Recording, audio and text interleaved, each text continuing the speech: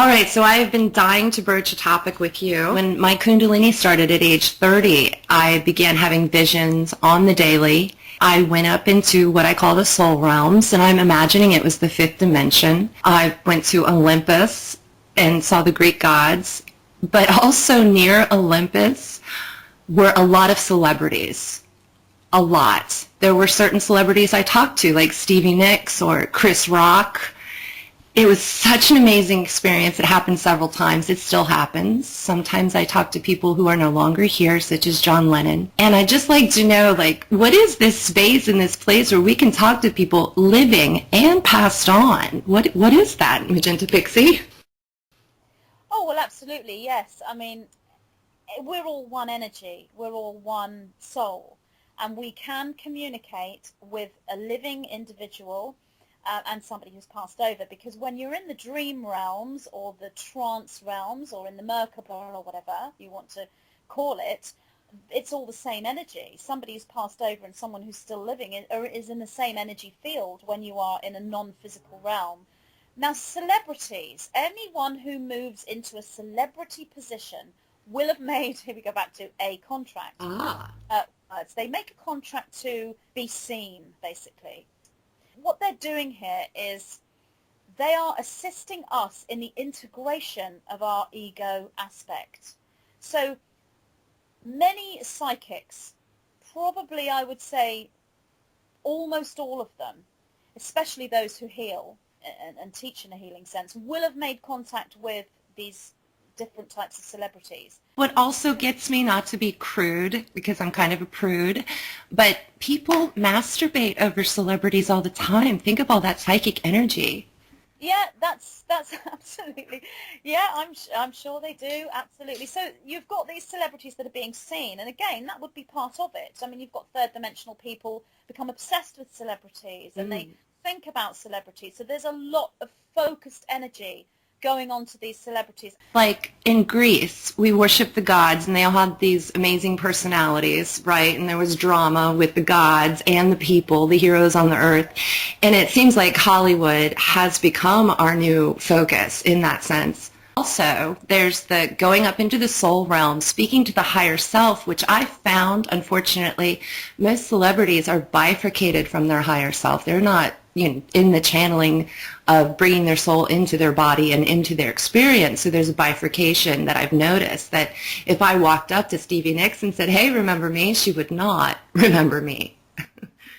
Well, yes, absolutely. And it may be because you've spoken to her higher self and she's not connected, but it might also be that what you saw was an aspect on the periphery of Stevie Nicks' actual consciousness. So therefore, it's like, the nine call this a shade. That would be a fourth dimensional. Definitely, a shade can't be in the fifth dimension. Exactly, but the shade can teach you as well. I mean, I've actually consciously asked to go and meet individuals that are living. Have you really? Oh yeah, absolutely. I mean, only particularly one, and I'll tell you who, David Wilcock. Oh my goodness, when I came across his work, I just thought this guy is fantastic, and I can't get anywhere near him in the physical world because he's just like swarmed with people. So I'm going to see if I can make contact with him. The person that I've been mostly counseling is British, and who I've never met, of course, is Russell Brand. I've been working with him in the upper realms for about 6 years now, and I actually see him more up there than anyone else. It's very interesting. But I've also been able to see his progress in real life and how he's changed and grown over the years that we've been working together. Well, he's an energy match to you. Your energy frequency matches Russell Brand's. Wow, why do you say that? Because you have a similar energetic pattern, soul field, similar matrix. I just see your photograph and I see Russell Brand, and there's a similar energetic frequency between the two of you. So I would say, you know him beyond this reality, if you like. Thank you so much for that. That's a huge confirmation.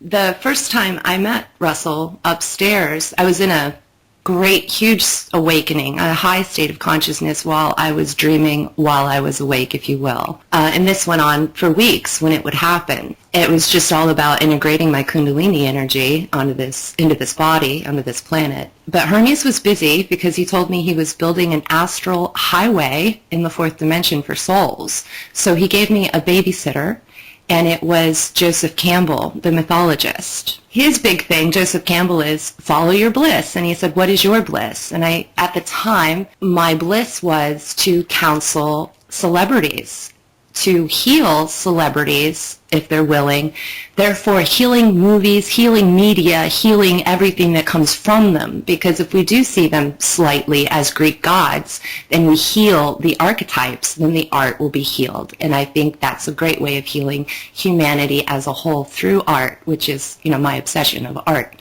If you are a counselor and a healer and a spiritual teacher in your waking life, you'll be doing this in dream time. So I've done the same, and I had dream time counseling sessions with celebrities that are so intense regarding their life that I wouldn't talk about it any more than I would talk about a client in the actual real world. I definitely agree with you on all of that, and you kind of do need to work in the mud before you get to the higher echelons. Yeah. I agree with that too. It's your training ground. We're all just walking each other home. Isn't that what they say? I've not heard that, but I think that's beautiful. So he asked me what my bliss was, blah, blah. Joseph Campbell took my hand, and we began flying. And we flew to this big mansion. And I'm like, okay, we're in California. There's a big mansion. He said, go ahead. And so I walked through the front door and up the stairs, and I saw a couple there. Let's just say there was a very heavy emotion of feeling distraught and hopeless in the room. And I looked at the couple, I looked at the female, and I looked at the male. And I knew them both, but I went to the male, and that was Russell Brand. And that was about 3 to 4 months before, in real life, he was divorced from Katy Perry. So that was the first time we met. And I'm not really going to go into that story, but it was a counseling session. It's continued since, I guess, about 6 years ago. What's funny is, Magenta, we don't get paid for these consultations or these dream realm things, but I believe that we're collecting merit. What do you think about the remuneration system of the soul realm? Well, we're all here to help one another, as you say. We're walking each other home. And I'm sure that Russell Brand, along with all other celebrities that are in this situation, and there will be an awareness on some level, because the person you're counselling and the two individuals I've been counselling are spiritually aware. Russell Brand is a spiritual teacher in his own way. I mean, some of the information that he talks about is fantastic. Whether you love him or you don't, he's definitely a spiritual teacher in his way. But he's here on a mission. He's here contracted. In my dream time, however, they are all three spiritually aware in different degrees. And what I mean is there will be an awareness, not necessarily of who they're working with, but that something somewhere is assisting them. I agree. I've worked a lot with Carl Jung, and he helped me break the codes of the subconscious to get past my ego and get past the subconscious and clear all that out. I couldn't have done that without the helpful voice of Carl Jung. I had a huge, what I call an epiphanatus, when I found out the subconscious, as Jung describes it, is actually the World Wide Web. The subconscious of humankind has manifested as this thing we call the World Wide Web. Yeah, Jung helped me with that. He's like, oh my gosh, it's the collective unconscious. What is this thing? A computer? What? It was amazing. Absolutely. And for Carl Jung to have been the one to teach you that, it's very seems most in alignment, because he was the one who coined the phrase of the collective unconscious, I believe. So you're correct. Teacher, yeah. And thank you for bringing such amazing truth to the Cosmic Core. But thank you for wearing your crown, for claiming your sovereignty, for loving yourself to this point, and hopefully your community will grow by leaps and bounds. Wow, thank you. And right back at you. I think your Cosmic Core show is lovely, and I get really really great vibes from it, and I think you'll interview some really interesting people. So I wish you all the luck, and thank you for inviting me to speak. It's been really, really lovely. Oh, hello, Freeman Fly. Hello.